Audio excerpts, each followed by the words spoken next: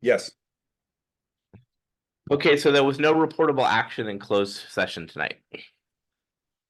Okay, great. Well, thank you, everybody, for your patience. Our next item is public comment. This portion of the agenda allows the public to speak to the board on the various issues not itemized on this agenda. A member of the public may also request that a matter appearing on the consent calendar be pulled and discussed separately. Pursuant to the Brown Act, the board may not take any action on any item that does not appear on the agenda. Each speaker is limited to speak for a period of 3 minutes regarding each item on the agenda when that comes up. Each speaker is limited to speak for a period of 3 minutes during public comment portion on the agenda regarding items of special interest to the public not appearing on the agenda that are in the subject matter jurisdiction of the Board of Commissioners. Does anyone here wish to make any public comment tonight? All right, seeing none, we'll move on to the consent calendar. A motion for the consent calendar? Mr. Chair, I'd like to pull item C, consider approval of adoption of procurement policy off the consent calendar, just discuss it for just a minute. Sure, we can do that. So, can I have a motion for items A and B then? So moved. Second. I have a motion and second to adopt items A and B on the consent calendar. Any discussion? If not, all in favor? Aye. Aye. Aye. Any opposed? Okay, so it's passed items A and B. Item C. Item C, I just had a question. Shouldn't take too long. It's looking at page 21 of 67 under sealed bids. It's the bottom of the page, 2.6. And it just says, bids must be solicited from an adequate number of qualified sources. And that's where my question is. What's an adequate number? I know it's splitting here. That would be receiving more than one bid. Perhaps typically we get a minimum of 3 bids. Mm-hmm. And certain acquisitions could require certain packages could acquire, or we could specify a certain number. Right. So the idea here is the staff report states the procurement policy that we currently have is not compliant with the federal standard. And because we're working with federal grants now, we've had to adopt a little bit different policy. So typically the district would not accept a bid unless we had 3 bids. And if that isn't possible, then we can make the findings to accept a bid, but we would typically go to an engineer and get an estimate or get a confirmation that would be valid. We've had to do that in the past. So federal formatting is asking us just to use words like adequate. Yeah, this language was brought to be quantitative. Yeah, this language was brought forward and reviewed by K&L Gates, which is one of our outside councils, and our district council ran plots. That's correct. But it is district policy to typically get 3 bids as a minimum. Thanks for clarifying. No, great question. I'm fine with that. I just want. I applaud your attention to details. Seriously. So I'll make a motion to pass, consider approval of adoption of procurement policy and at this point. Second. I have a motion and a second. Any discussion? I guess since this item was pulled, goes to the public. Any public comment on our procurement policy? Please, feel free to come to the podium and identify yourself if you like. Hi, my name is Wendy Chope, and my question about your policy is that will it be available to the public for review? Well, I guess it's Or not review, but for the notion of knowing what our bidding process would be here in the district. So it's thank you. It's the policy that's in the packet right now, correct? So Correct. the policy that we're voting on is in the packet. I only have the agenda. Oh, the agenda. Well, it'll be available from Yeah, requests so- from staff, and it should be if we have packets around. It Yep. can be- So to clarify, it is available on the district website and we can upload specifically.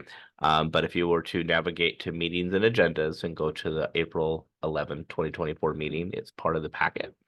Also, when bids go out, we will be following this policy in terms of how we commission the work. But when we do solicit bids, there's full bid package will be put together as part of that process. So in the solicitation for bids, you will have availability to all the related documents, either in the package or by reference where they can be found. So to mimic it much like what the county does with the notice for bids in the newspaper publicly advertised. Correct. Yep. Wonderful. Yeah, thank you for your question. All right, thank you. There's no further public comment. I'll bring it back to the board for a vote. All in favor, signify by saying aye. Aye. Any opposed or abstaining? Hearing none, motion passes. All right, moving on to communications, reports and correspondence received.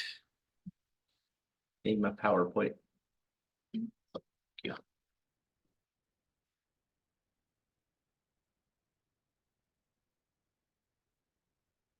Thank you, Amber. Feel free to share so Zoom people can see it.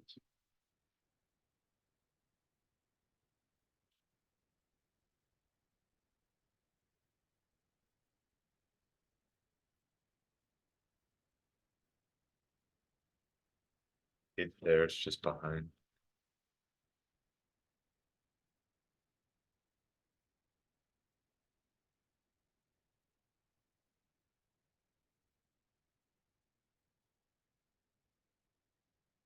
Yes, you have to do that. Yep. Okay. Well, welcome everybody. Thank you for attending the meeting tonight. This is the executive director report. I'd like to appreciate Amber for pitch hitting tonight. It's not always easy when you're up to bat the first time. So a lot of respect, a lot of love for you tonight. Thank you, Amber. We're very grateful for you supporting us. So we've had an exciting time here at the district. We've been plenty busy. We recently had the privilege to host the California Select Committee on Goods Movement. So we had Assembly Member Mike Gibson. That is with a P, that's not a typo. Congressman Jared Huffman came and joined us, the governor's office representatives, Lieutenant Governor's office, Secretary of the Department of Transportation sent delegates from his office, and tribal government, labor, education, CAPA, which is the California Association of Port Authorities, and a number of industry professionals. And we were able to spend a day together and really talk about what offshore wind looks like here in terms of what we would develop on an on-bay project, the heavy lift marine terminal, and what offshore wind looks like on the West Coast in the various ports and out in our oceans. So excellent opportunity. We want to offer a special thank you to Dr. Tom Jackson and Connie Stewart at Cal Poly Humboldt. They hosted us the night before and brought us together for a meal and a night of conversation. We're very grateful for their partnership. They've been great stewards of ours and they've helped us in any way they can. The day prior, we toured Humboldt Bay with the Secretary of the Interior, the Acting Secretary of Labor. Again, Congressman Huffman was present, the Governor's Office, BOEM, Bureau of Offshore Energy Management, Labor and Education.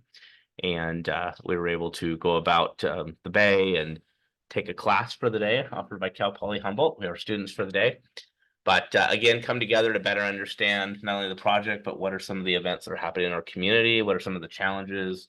And what options might be out there for us to engage and give consideration. We have a chip barge inbound at the end of April at Green Diamond. You may have noticed there's a lot of scaffold up around the chip chute, and it's now sheeted because they are doing a refinishing project, but they've done it in a manner which they can also be operable. So good news, we've got some more product coming out of here. And they're also working on a ship nomination for a full load of chips in May. So as we've been reporting very regularly now, we are having goods movement through our port. So very happy that that occurs. The U.S. Coast Guard is having a tabletop exercise for emergency preparedness, and they've invited all service agencies to be a part of it. And at the same time, they're hosting an expo here on Woodley Island. That's April 21st. They will have quite an expo for what we understand, and I think there'll be some aircraft here and the whole package. So bring your families. It's a family-friendly event. It's sponsored by the U.S. Coast Guard Barracuda Station and Sector Humboldt Bay. And finally, many are aware of our marine outfall line, which was recently exposed. I want to let you know that's secure, and there'll be an update following just a bit here later in the meeting. This is just one last photo. This was our evening with Cal Poly Humboldt. We had some excellent talks from Assemblyman Mike Gibson, who you'll see on the left, course, with Congressman Jared Huffman center stage, and Dr. Tom Jackson of Cal Poly Humboldt. Rob?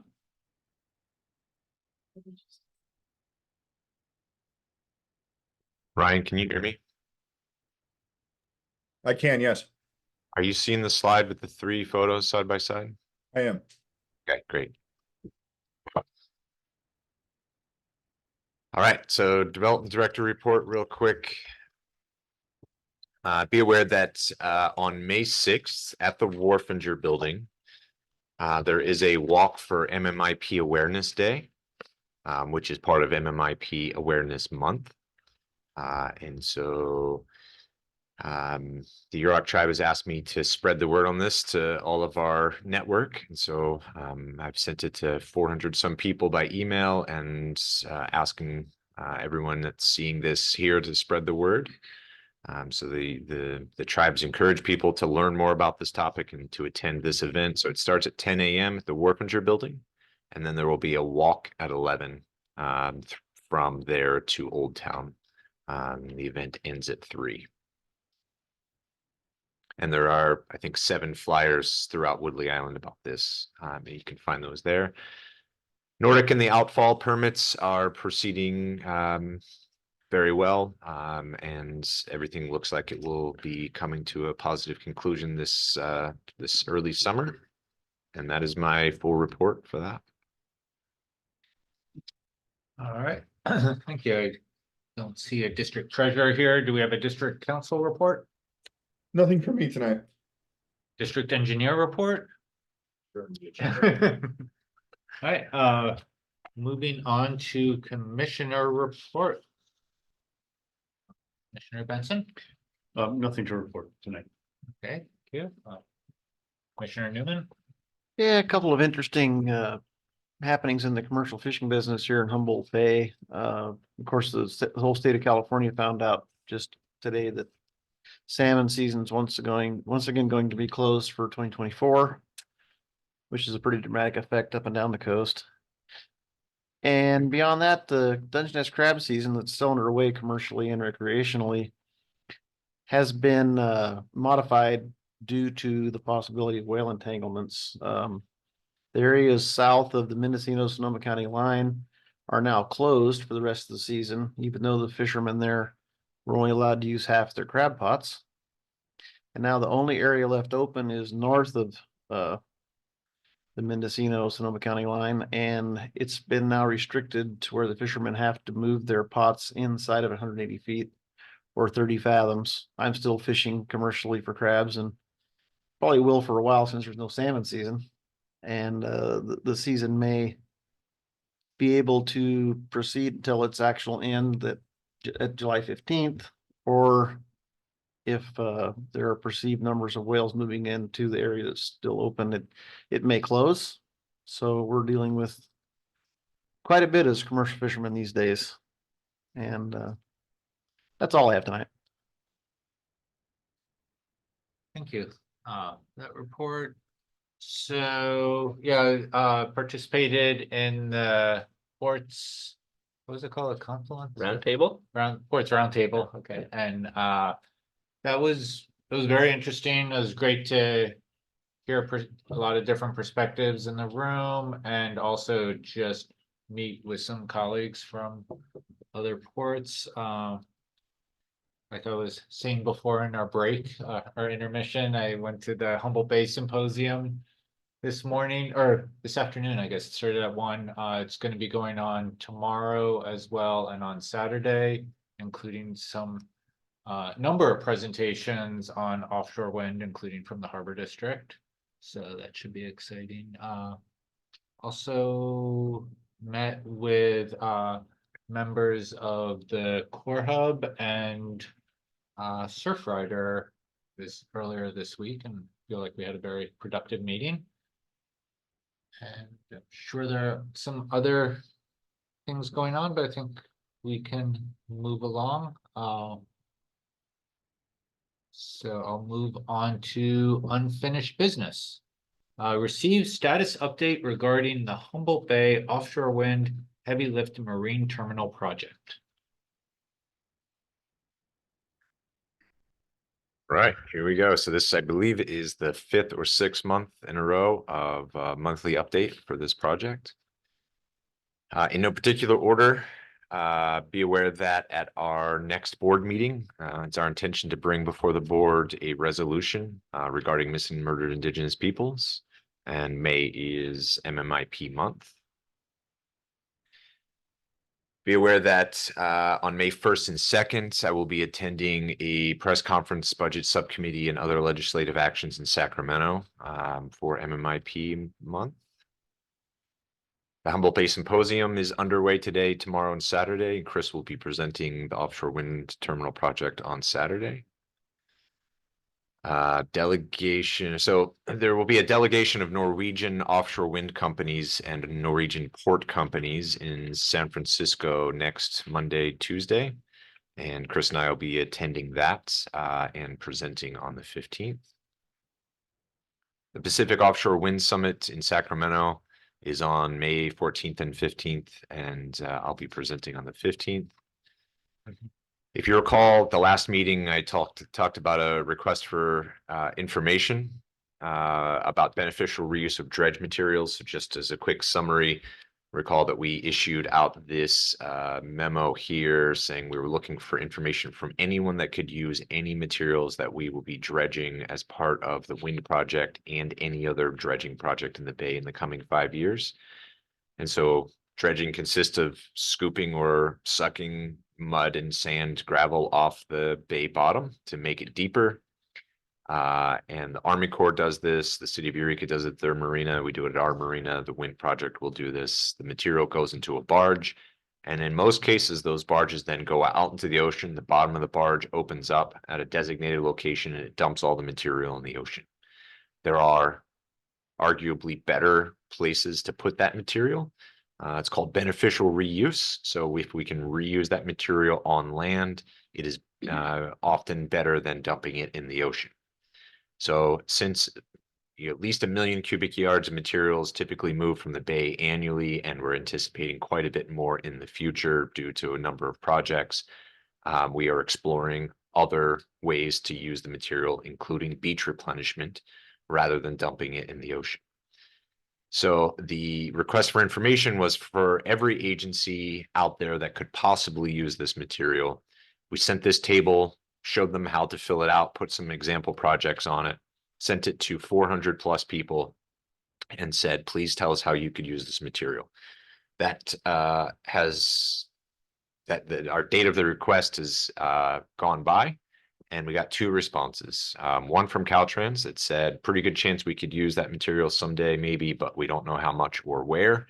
And the Humboldt County Resource Conservation District that said, could you take all of it down to Centerville Beach, dump it on the beach and replenish the beach that is rapidly eroding?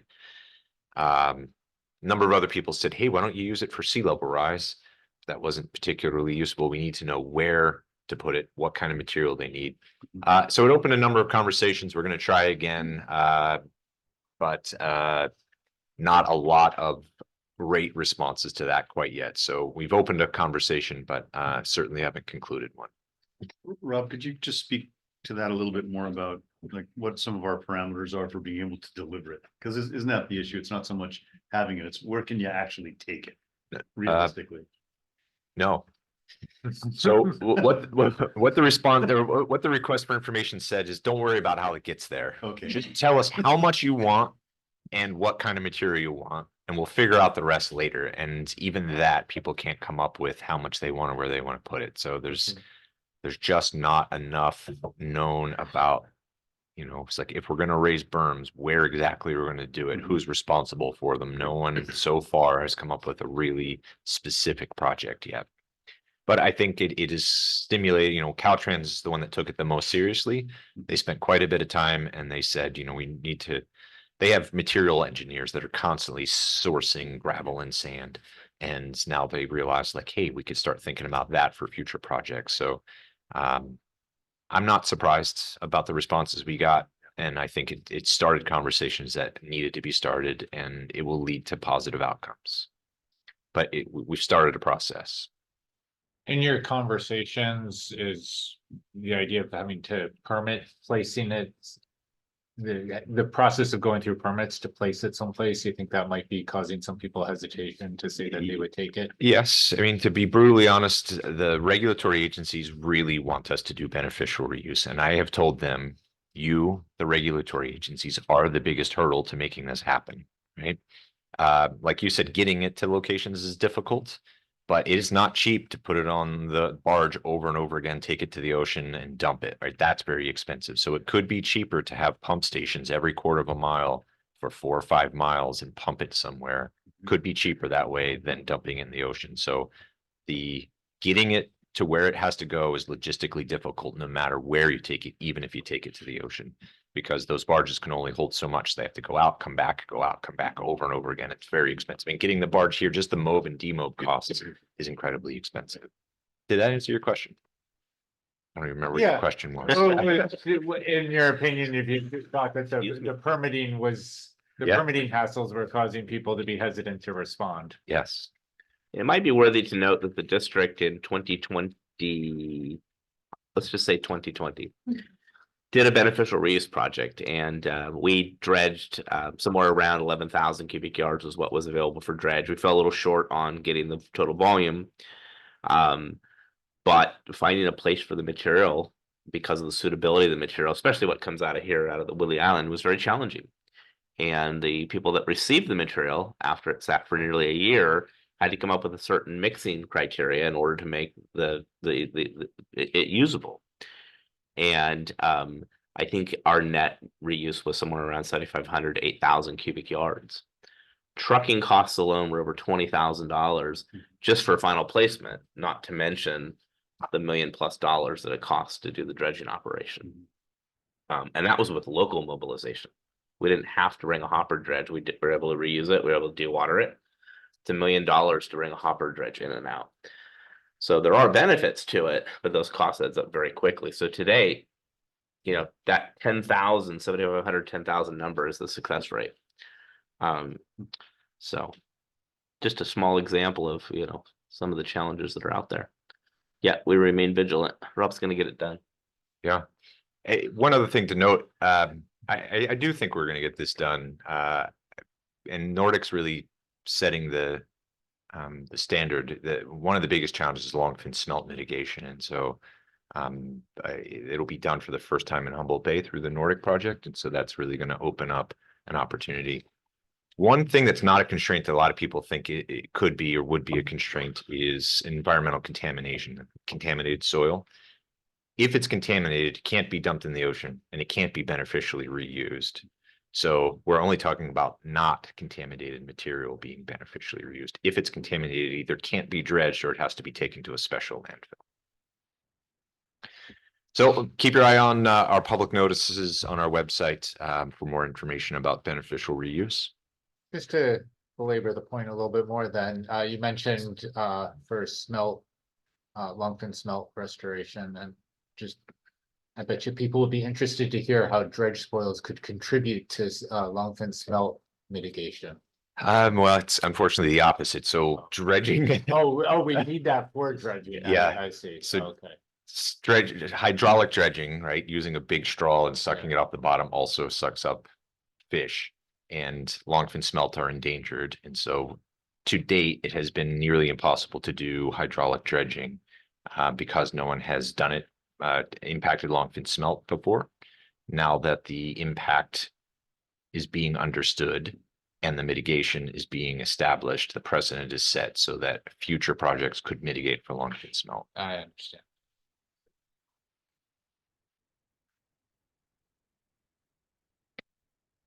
Okay. Feel free to interrupt me. I tried to make this graphic so that it's easier to explain. It's a little complex. So for our engineering for the overall project, remember this is the monthly update for the offshore wind heavy lift marine terminal project. We got a $10 million grant from the CEC. A portion of that was used to initiate a request for qualification process to hire engineering and permitting specialist firm.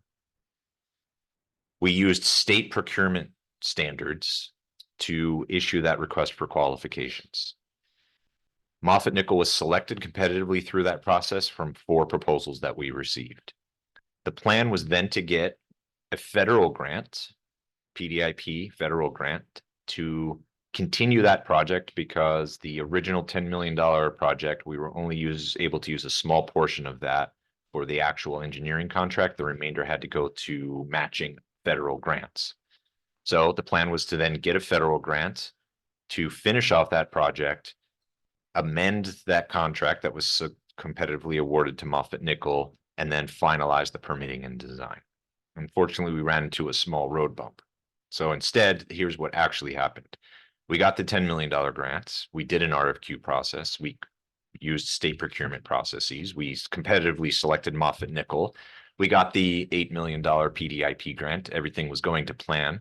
But then in talking to our federal granting agency, MARAD, they said, hey, you've got to use federal procurement standards. And the state procurement standards you originally used are not fully compliant with the federal procurement standards. So the document you just passed earlier in about procurement standards now update our standards so that we're in a good spot. Unfortunately, that would had to have been done way back here if we were to amend Moffett Nickel's contract with this money. So because we have to start over with a new federal procurement process, we have to issue a new RFQ and do a new consultant contract. So, you know, this was before my time even. It was right when I started that the RFQ process was completed here. So it was, 2.5 years ago. So it keeps us, the same process. We just have to slow down a little bit in the middle here to do a new RFQ process. This could cause us a 3-month delay, though the RFQ that we just released last week, kind of acknowledges this and drives the consultants to make up for that 3-month delay so we don't delay the project. But just be aware that's a possibility. So on our website, you can find this request for qualifications. And it is due on May 17th. So likely in the June meeting, it will come to you for award of a new contract for the final permitting and design project. Moffett Nickel was competitively awarded the first one. I think it's safe to assume they're likely to bid on the next one, but there will likely be other bidders, and we're working as hard as we can to make this a fair process. So be aware that there will be a decision before you in June about this with recommendations. Thanks for staying the course there, Rob. Yeah. We're government, here to help. Yeah. My goodness. I think that the new procurement standards are good. And we were really, it was quite a bit of back and forth with MARAD, and they were like, it just doesn't quite meet the standards. So we were really close. Some key meetings this past month. I'm not going to go through all of these.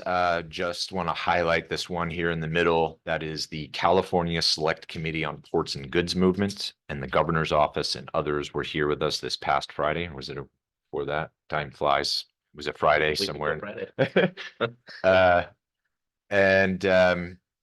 The California Select Committee of Ports and Goods Movement is a subcommittee of the California Assembly. And they have now toured every port in California one at a time, month after month, to understand what the ports need and what the port's relationship is to offshore wind. And so we had a nice research excursion on the Coral Sea. We spent some time in the Wharfinger, did a roundtable. It was a very productive series of conversations. A couple of tribal representatives present with us as well. We've been talking about establishing a community advisory committee. We're a little slow on that, but we're getting there. We ask for everyone's patience, and some more will be announced on that next month. We are evaluating a new process to select an operator, and we're targeting a process later this year. So we ask for people's patience on that one as well. And then upcoming public meetings, we're targeting general public meeting in a neighborhood specific meeting in Samoa or Manila, and maybe other public events targeting May or June. We're kind of in a boring lull portion of the project. It's largely structural engineering and calculations. There's not a lot to share that would be of great interest to the public, but starting in May or June, we'll have, I think, some new useful content to get public feedback. And I think I just answered this question, why not more public meetings? If we could theoretically hold, well, these are public meetings every month. But I think if we held, big elaborate public meetings at the Wharfinger, it would start to get redundant. There's not a lot of new content to share. But we do want to do a lot more public engagement starting in May and June. And we are doing quite a bit of individual stakeholder engagement throughout the past 6-12 months. I think in conclusion, the May 9th board meeting will be held at the Wharfinger. An announcement of that Wharfinger venue is imminent. So sometime in the coming weeks that'll be announced. But I guess we're announcing it right now. And that is at least in part because the MMIP resolution, we've invited a number of our friends with various tribes to join us, and we think that it may exceed the number of chairs in this room. So just to be safe, we're holding it there to make sure there's room for everyone that wants to participate. Thanks, Rob. You're up. Any questions or comments from the board? That's a lot of meetings, Rob. Good job. I went to them too. Okay. Thank you, Chris. And I don't think you mentioned about the trip that a number of people from the county are going on to the East Coast coming up the end of this month. Leaving on April 24th. Leaving on April 24th, including Director Mickelson, Commissioner Benson, and myself. And Mindy Hiley. And Mindy. Oh, Mindy's going as well. And a number of people from the county, and I think it's a very whirlwind trip. We're going to look at some wind ports and training facilities and manufacturing facilities on the East Coast. Yes, we're not sleeping. Yes. It doesn't. Only on the airplane. Yeah, putting everybody on a bus also, yeah, but I'd like to comment on that. Yeah, please.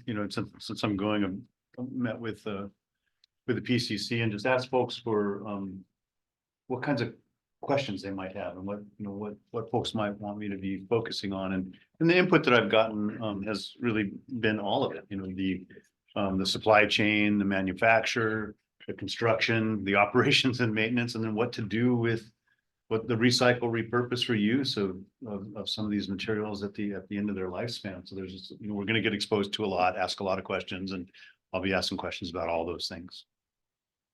One thing I can point out, so I've been to the site that you will all be visiting, just realize that our project is eight times larger than what you'll see. So the New Bedford project is relatively small compared to ours. Good to know. and is that because of the difference since they're doing like monopile fixed bottom and we're doing floating, Yeah. tow it out? So their project is effectively just the staging part of ours. Ours is staging and integration. They do integration in the ocean. So you'll also be visiting the ocean in your visits. But what you see in the ocean, we will be doing on land. No, thank you. All right, if nothing else from the board, anyone from the audience care to comment on this item? What is the trip that you're going on? Can you specify, you just said you guys are going to the East Coast. Usually we take comments at the podium in order. I think someone was waiting to make a comment, but you can fight it out amongst yourself. Who gets to go first? You can line up.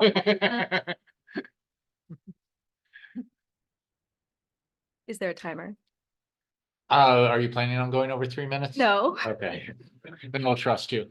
My name is Alicia Bixler and I live in Arcata. And I would like to make comments regarding the operator selection process and the potential new RFQ process that would go along with it.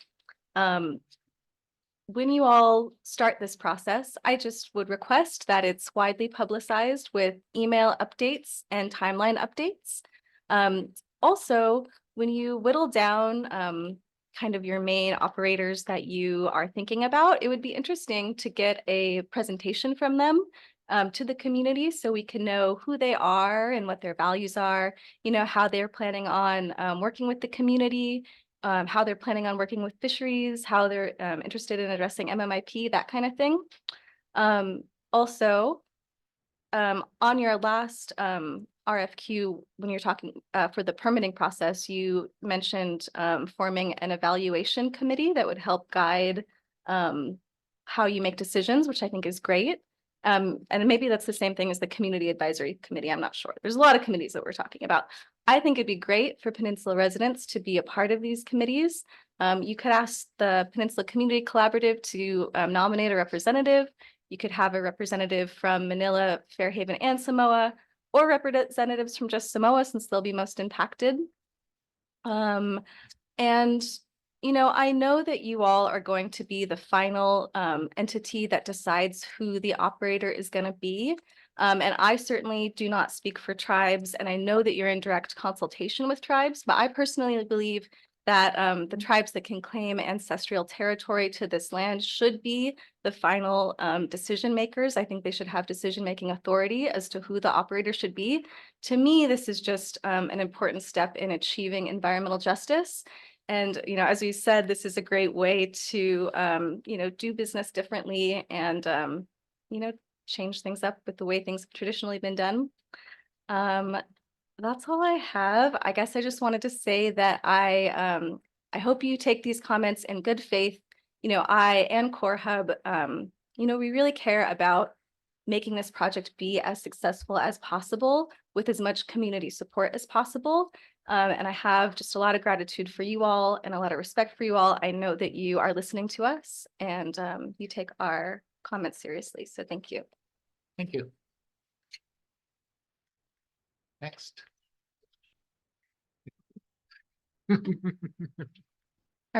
Hi, Wendy again. And sorry for my informalities. My question was, what is the conference you guys are going to on the East Coast? It sounds like the purpose is well laid out, which I, you know, definitely condone. However, it is good to know the names of these things, and I also don't know what the acronym for MIP is as well. If you would explain that. Yeah, the conference, we don't usually do back and forth in community comment, but I'm happy to answer your question. It's the conference is something that the county is putting together and funding. I'm not completely clear on exactly the whole history of it, but they're inviting a number of different entities from around the county involved in the development and the workforce of offshore wind. And MMIP is Missing, Murdered, and Indigenous Peoples, which has been a subject that we've been educated about significantly from our area tribes. And we'll be going to New Bedford, Massachusetts, and then going out to Nantucket Island and then seeing some offshore wind off Nantucket. Hi there, my name's Colleen Clifford. I'm from Manila. I work with the PCC, the Peninsula Community Collaborative, and I've also worked with Core Hub on these community benefit agreements. And just in regards to your recent RFQ for the permitting and 30% design, we're really excited to see inclusion of various stakeholders, including community members, environmental justice groups, among a lot of others. So we appreciate the inclusion and the need for engagement between the proposed, permitting group. And we also wonder if that can lead to the community steering committee with some authority to make decisions. Of course, as Alicia mentioned, the tribal authority would be also very important in that, as well as a science and adaptive management committee. That's been a part of our community benefits discussions. So we'd like to see that kind of throughout all of these requests. We'd love to see those kinds of things laid out for the people that will be exploring these opportunities. And, you know, having to go back over work never feels great, but it is giving us another opportunity to look at these things with the perspectives coming at you that have been part of the process from, you know, from joining in here and there as everybody's getting wind of this opportunity. So thank you for everything. We, as Alicia mentioned, we are grateful that you guys are listening, and the inclusion of MMIP resolution is awesome. Maybe that could be a part of these RFQs, using the Yurok tribe has some good standards and practices to discuss that, to put that into these kinds of written agreements, written proposals. So thanks for listening. Yeah. Anyone else care to comment on this item?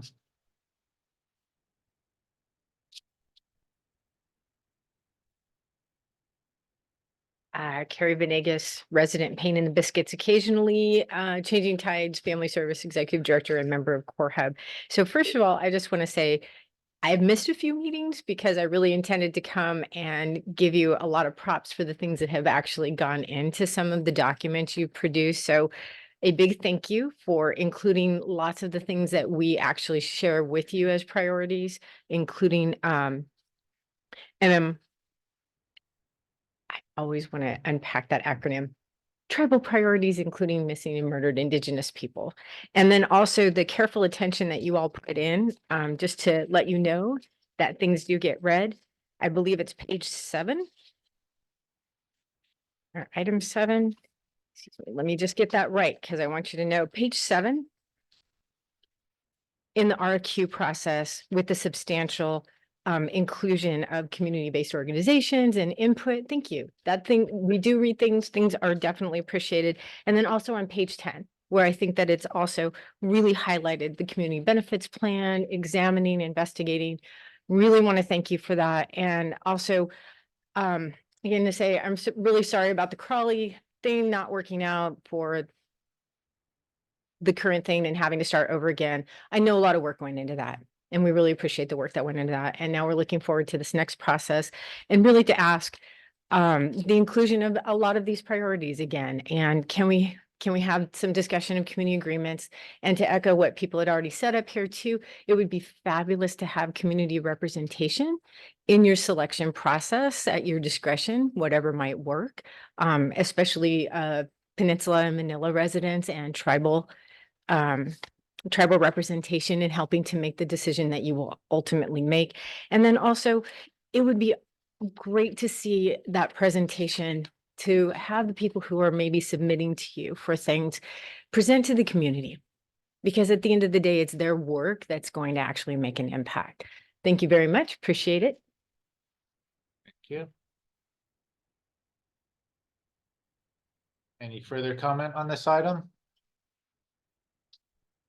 All right, it was an information only item, so I believe we can move on. Thank you very much, Rob and Chris. Item 10B, receive status update regarding the district-owned marine outfall line.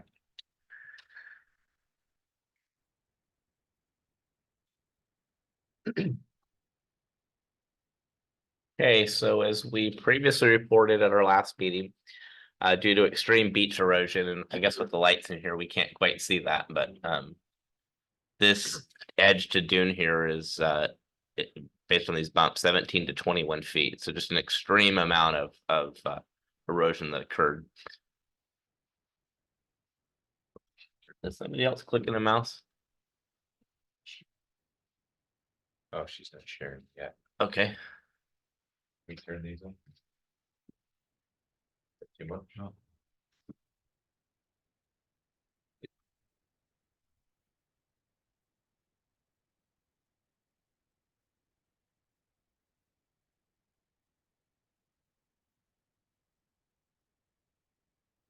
So thank you. So again, due to the extreme beach erosion that occurred this year, which is really extraordinary, we lost a great deal of our beach out at Samoa. Many of you have heard about the famous T parking lot where a lot of us have recreated over the years, which is no longer. It's mostly fallen into the beach. But no different. If you follow this little red circle here, is our marine outfall line. It daylighted up onto the beach surface and actually it got an area where it floated. So it came up out of the surf and it caused us to have to apply for emergency coastal development permit so we could do a temporary repair while we look at a more permanent solution. Through strong surf and debris, we got a little bit of battering. We had a large area of this stave, which is the wood that you saw in the previous photo, or if you can see here, that's come off of this. And this is a good example as to what happened out on that beach this year. So recently we began the process of getting that outfall line back in the earth. So we got out to an emergency contract bid and had a local contractor who was able to come in and perform on this. So we had to excavate land on either side of the pipe a little heavier on one side to get it back into position, get it back down into the earth. And sorry, I missed one of my things there. So we had a total of 99 4-ton bags of quarry rock, which were staged to anchor and armor the marine outfall line. 198,000 pounds of rock. So here you can see the marine outfall line before the bag is placed on it. These are polyester bags with a quarry rock in them. It's quite a process to get that moving. This is a little bit of a progress as the bags are stacked. So you can see the methodology here. While this marine outfall line goes 1.5 miles out into the Pacific Ocean, so it's a much smaller section, of course, that was exposed. And our district engineer, SHN, Mike Fogut, who's present tonight, and his representative, Chuck Swanson, did all the work on this, along with Wallen Construction. So here's a little bit of what's going on. I just want to note the conditions that these people worked in to get the job done for us. But we're very happy to say that our outfall line is now complete. We've reported of the completion of our our temporary repairs to the California Coastal Commission today. We'll follow back with our design as to what we did and work on a more permanent repair and a permitting process forward. But just want to give a shout out to SHN and Wallen to work quite diligently on this. Great, thank you. Any questions from the board? Yeah, Chris, what would have happened if we had done nothing? Like, what's the next steps in degradation of a pipe outfall like that gets daylighted? Sure. Well, I could turn this over to Mike. There's a lot of issues that could happen. I mean, keep in mind, it's not good news. this I'm just marine curious. outfall line is active. It currently sources the affluent for the Peninsula Community Services District. Mhm. And while it certainly isn't operating at capacity right now because they don't have that sort of volume, there are times in the future where this will have a very large capacity in it.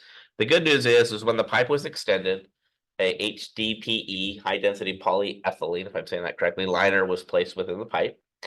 And so for that reason, we didn't have necessarily imminent danger, but there was a section of the pipe that was partially exposed. There was was it a vent or a riser? Are we certain quite what it was? Yeah, there was some old infrastructure that was in place that was no longer in use because, as Mike just stated, the liner went past that, but we removed that and of course had to patch a small section in there. If we hadn't anchored this pipe down, it's very likely that the pipe could have separated or imminent damage could have occurred. There's a flange south of there that it's in place. It's in the old section of pipe, which is concrete encased, but the liner still goes through there. Imagine the amount of recreation that occurs. Our first order of action was to completely close off the beach to a degree we were allowed to. Vehicular traffic is what I'm speaking to, not pedestrian.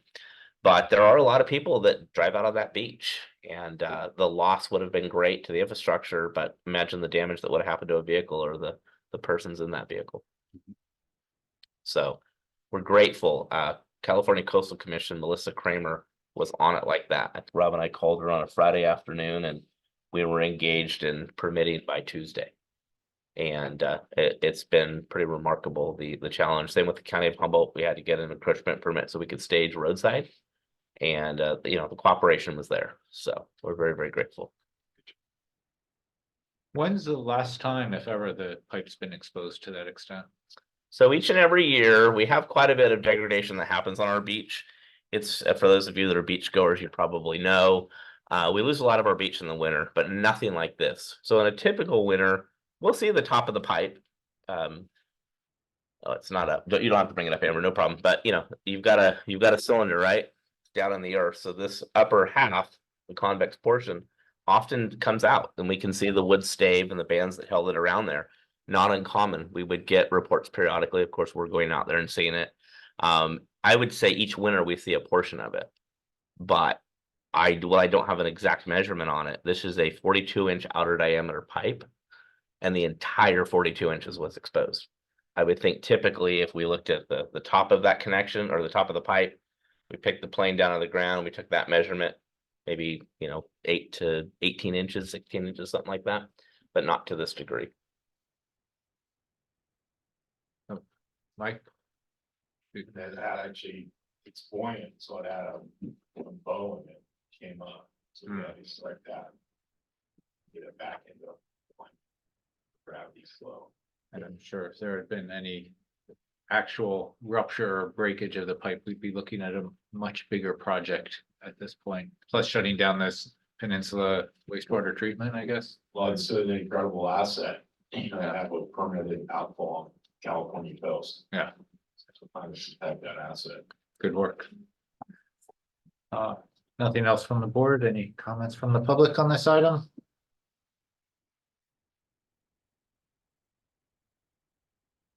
All right, bringing it back. I did, just in my idling, looking at social media, I did notice it attracted a lot of attention from the public. What is this big pipe in the beach? And a lot of interesting theories as to what it might have been. We were one of the key articles today on Las Cosas output, so. Yeah. it's good. Definitely, and Hopefully there's people a- actually go and get the information. Yeah, there is a good comment in there from Troy too, which explains kind of what occurred this year weather-wise. Troy Nicolini from National Weather Service and how quickly the beach will build itself back now that we're in a northern wind pattern. So All right, thank you. Moving on to new business. Item A, budget goals for Woodley Island Marina, Fields Landing Boatyard and dredging.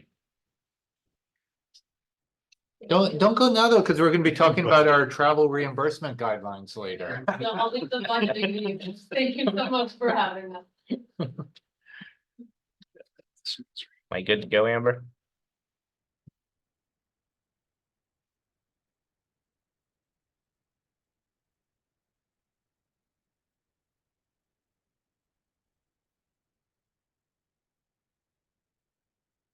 The slide's good right where we're at. That's awesome. Thank you.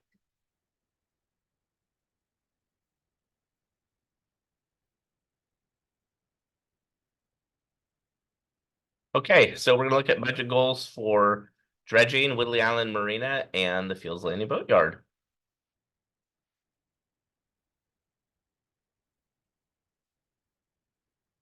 Okay, not to worry. Once again, appreciation for the way that we're doing these budgets in a chunk, step by step, including the goals of why we're allocating funds to Yeah. these things. So I think it's really helpful.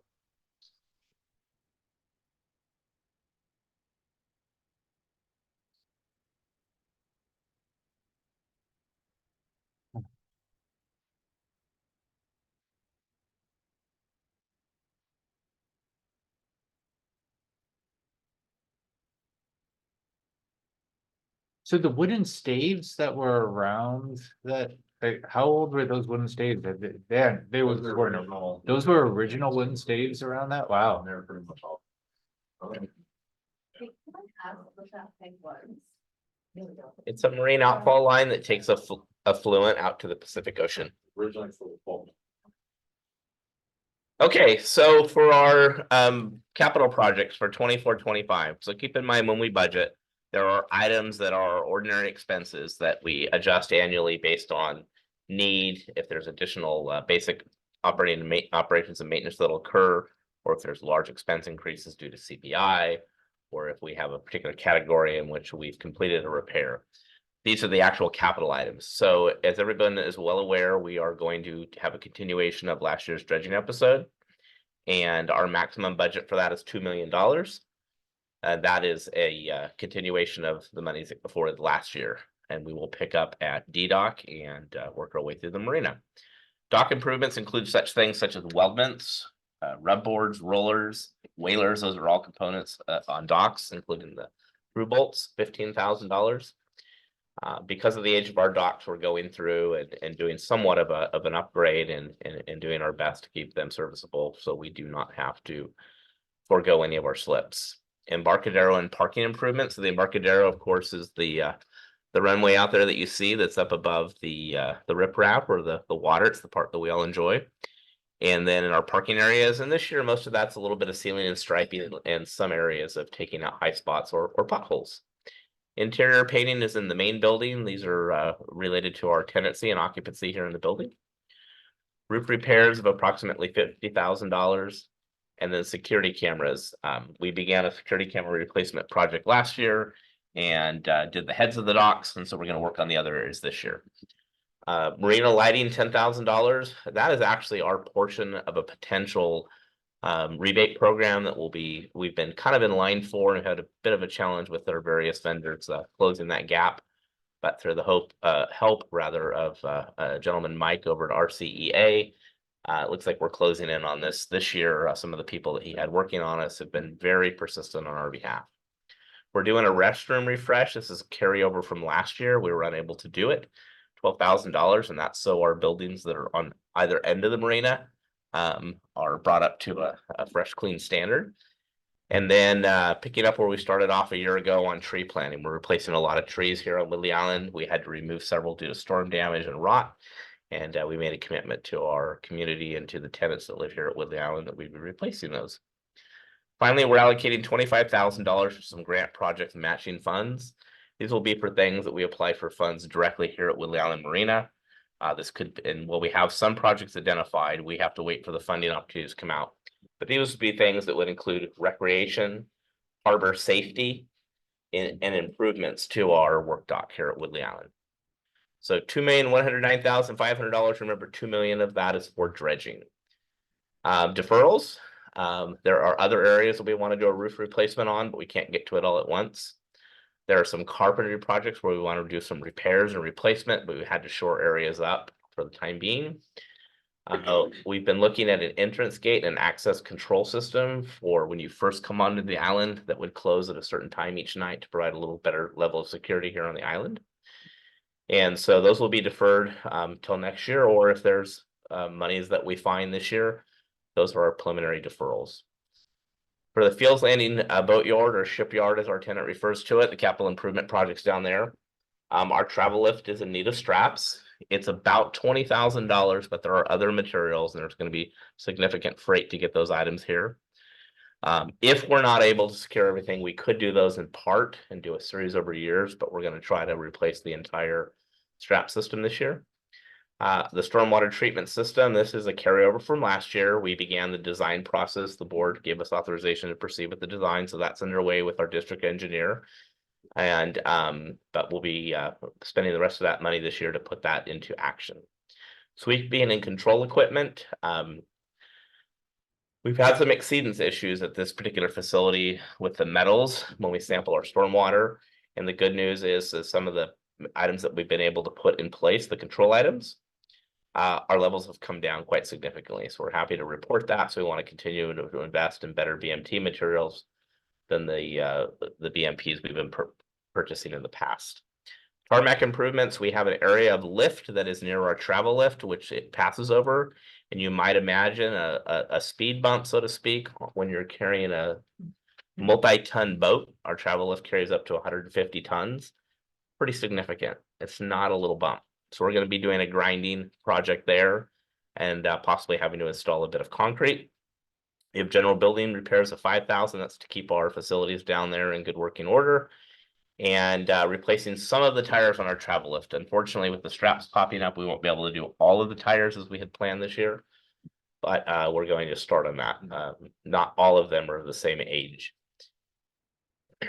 Vessel demo is something that will be deferred. We always end up with boats at the boatyard. They're either abandoned vessels or vessels that we cooperatively pull off the water and funds don't work out. So we've made a lot of progress on this area. Tarmac sealing, there's a large area that's starting to degrade and we're going to have to get it sealed soon, but it's not going to be something that we're going to be able to pull off this year. Continue our exterior lighting project that we began down there. And then there's those travel lift tires. So about 70,000 in deferrals. So that's our report for this time. We'll be going over other properties for Revenue Terminal 1 and 2, Shelter Cove, and some of our ancillary properties to come. So this is an information item. The board can provide direction and interact on this as we go through this process. This will come back again in the May board meeting, the June board meeting, and then final adoption. So Any questions or comments from the board? Looks good.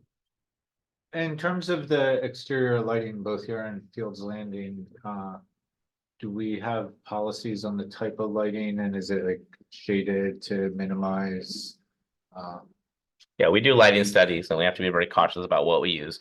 Most of the level of our lighting is the lower lumens and we also try to use amber light versus a white light. Well, white light gives off a lot more because of the nature that's here, and also we have residents. We use lower kelvins in our lamps, which is the color, of course, in our lamps. We're also only using LED fixtures from this point forward, so everything we replace is a direct exchange. We also buy items that are made of a nature that typically are built here in the US for serviceability, because we are in a Buy America, Build America, might have those backwards program. The other part of that is we want serviceability. A lot of the import product, unfortunately, is constantly changing, either the chassis or other components of them. And you might imagine in a marine environment, things don't last long for us. So, yeah. Thank you. Probably too much information, but I'm fascinated with lighting, so. yeah. All right, anything from the public on this item?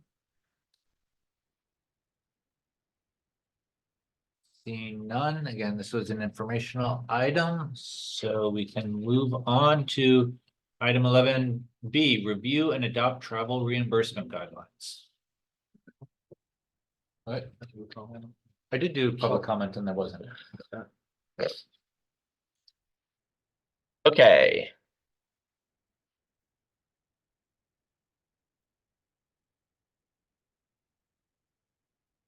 So review and adopt travel reimbursement guidelines. This one's gonna knock your socks off. So staff, whoops, hold on. Staff recommends the board adopt Cal HR 2203 allowances and travel reimbursements for all Harbor District travel. I think the point to note is that with the projects that we're working on, the scale of what we're working on, travel is essential, and we are gone on a recurring basis. I have not been lucky. I haven't done a lot of travel, and now I probably won't be here for the next 6 weeks very much. Rob suffers through this frequently himself.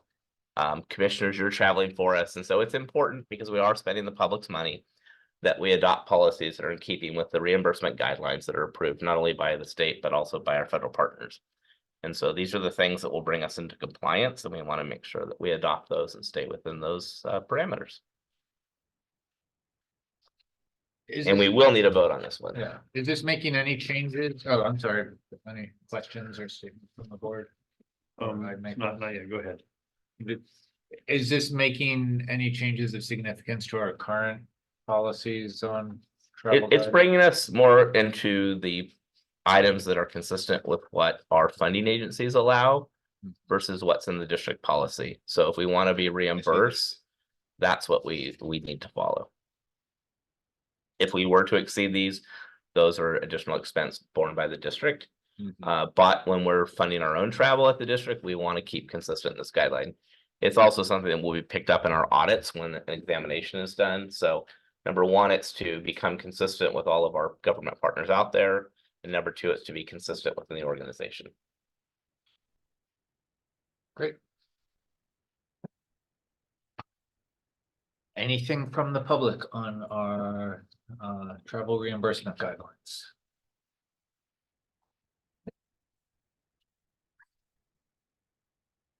You really need a question option because I like to learn more as you're going. So this actually is an exciting thing to me because this is really important to grant stuff. What are you currently using? And I don't know if you can answer this because this is public comment time, but what were your current guidelines? Sure, happy to answer it. Yeah. Absolutely. So our current personnel policy has guidelines surrounding that. And in essence, we've adopted IRS guidelines. So the federal ones. Correct. And then we go geographically. And so we've made allowances oftentimes. For those of us that travel probably know a hotel in San Francisco could be $300-400. And so we've got to rein this in because of the amount of travel we're doing. There are times where it makes sense to allow a greater expense because somebody can stay there. We're not paying for Ubers or parking fees and that sort of thing. But yeah, this is adopting something that's just more consistent with what our other sister agencies might be using. So moving from the federal to the state guidelines. Thank you. Well, there'll be a combination of both because we have both grants. At discretion. We have to adopt a base document, but then work within those grant guidelines. So, yeah. Carrie, I'll teach you a little, give you a quick tip. If you have a question and it's not appropriate because it's public comment, just look at one of the board members, ask your question and we can ask the questions. I got it. Well, I thought about raising my hand, but. Sure. All right, well, great. Yeah, thank you for the question.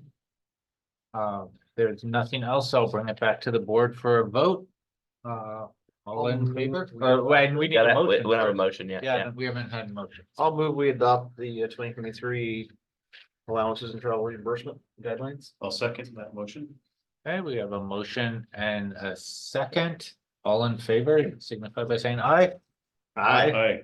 Any opposed or abstaining? Hearing none, motion passes. It looks like we're at the end of our agenda items, and I see a few future agenda items here. Gotta get my screen back, sorry. And I can read them off here too. A resolution supporting missing and murdered Indigenous persons. District Baywide piling removal concept. That sounds exciting. An Army Corps of Engineer nearshore placement update. Got it. Thank you. Is it gonna be coming back to the board at some point that the RCEA Res BCT rate? The board gave staff authorization just to go ahead and proceed with that. Oh, okay, And we've reached out to staff at our CEA and I believe that's in play. great. There's been communication from PG&E actually on that matter just this week. All right. Yep.